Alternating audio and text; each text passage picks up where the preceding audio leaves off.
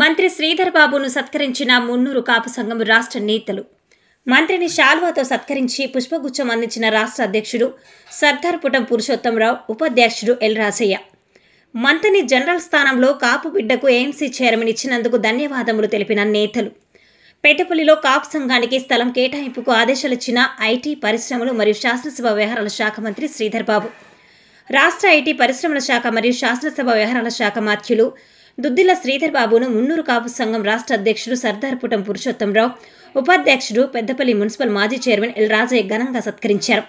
శాసనసభ కార్యాలయంలో మంత్రిని కలిసిన నేతలు శాల్వా కప్పి పుష్పగుచ్చం అందజేశారు. మంత్రిని జనరల్ స్థానంలో కాపు బిడ్డ వెంకన్నను ఏఎంసీ చైర్మన్గా నియమించినందుకు ధన్యవాదములు తెలిపారు నాయకులు.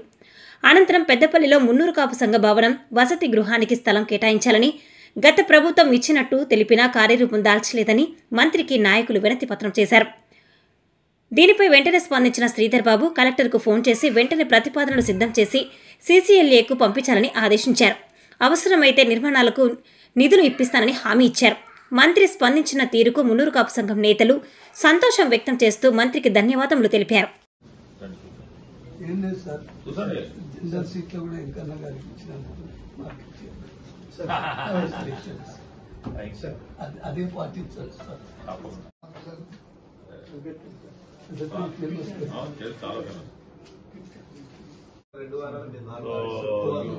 Prepare it and send it to CCLA. From there it goes to government. Munnuru కాపే బీసీ అని పెట్టండి, బ్రాకెట్ లో పెట్టుకుందాం.